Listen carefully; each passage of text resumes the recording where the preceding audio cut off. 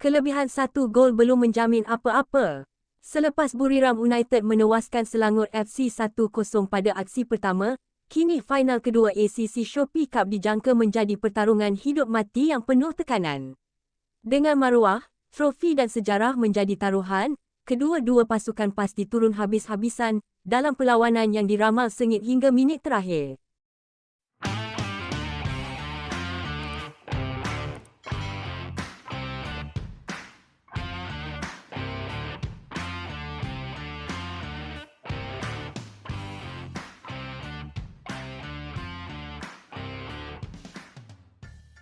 Perlawanan akhir kedua ACC Shopee Cup 2025-2026 antara Selangor FC dan Buriram United dijangka menjadi pentas pertarungan paling sengit musim ini.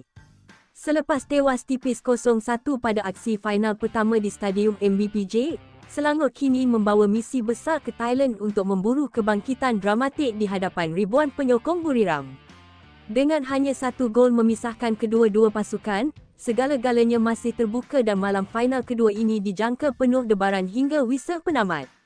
Buriram United turun dengan sedikit kelebihan selepas kemenangan 1-0 pada aksi pertama hasil jaringan Subhanat Muaanta.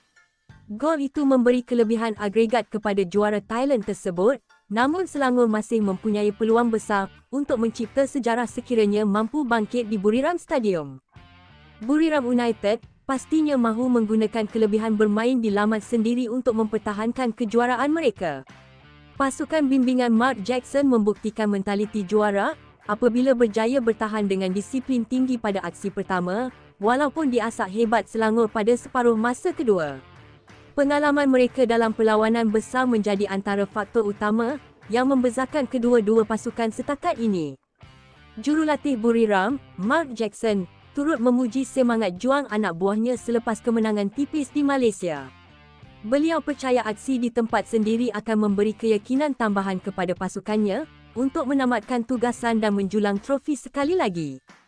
Namun Selangor bukan pasukan yang mudah mengalah.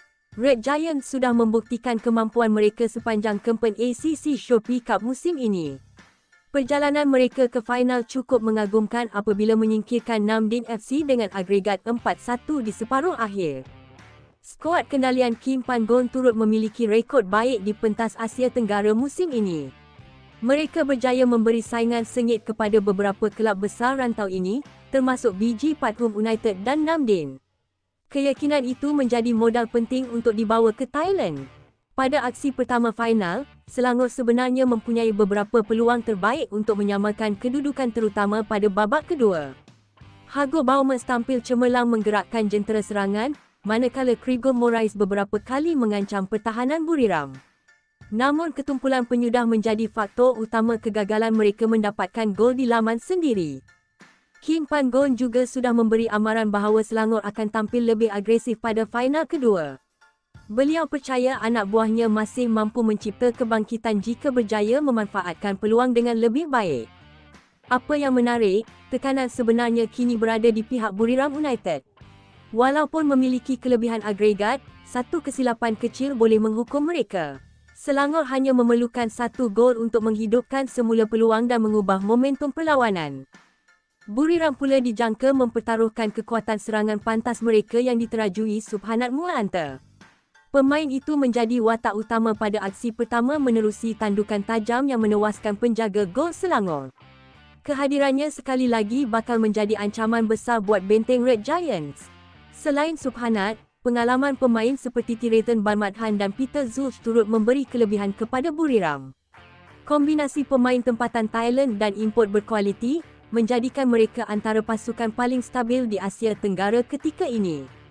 Walaupun begitu, Selangor memiliki kelebihan dari sudut semangat juang. Mereka datang ke Thailand tanpa tekanan besar kerana ramai melihat Buriram sebagai pilihan utama untuk muncul juara. Situasi itu mungkin membantu Selangor bermain lebih bebas dan berani menyerang sejak awal permainan.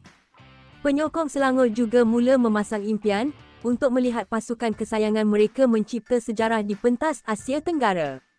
Kejayaan mara ke final sahaja sudah dianggap pencapaian besar, namun ramai percaya Red Giants masih mampu melakukan sesuatu yang luar biasa. Dari segi taktikal, Perlawanan ini dijangka berlangsung terbuka.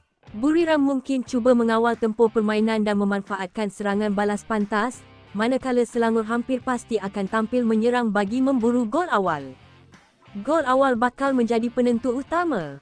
Jika Selangor berjaya menjaringkan gol terlebih dahulu, tekanan akan beralih kepada Buriram dan suasana perlawanan boleh berubah sepenuhnya. Namun jika Buriram mendahului, tugas Selangor akan menjadi jauh lebih sukar. Selain aspek taktikal, faktor mental juga memainkan peranan penting. Buriram memiliki pengalaman luas dalam perlawanan besar termasuk aksi final Asia Tenggara sebelum ini. Selangor pula perlu memastikan mereka tidak gugup bermain di hadapan puluhan ribu penyokong tuan rumah. Apapun keputusannya nanti, final kedua ini dijangka menjadi antara perlawanan terbaik dalam sejarah ACC Shopee Cup. Kedua-dua pasukan mempunyai kekuatan tersendiri dan sama-sama berpeluang untuk menjulang trofi. Bagi Buriram United, kemenangan akan mengukuhkan status mereka sebagai kuasa besar bola sepak Asia Tenggara.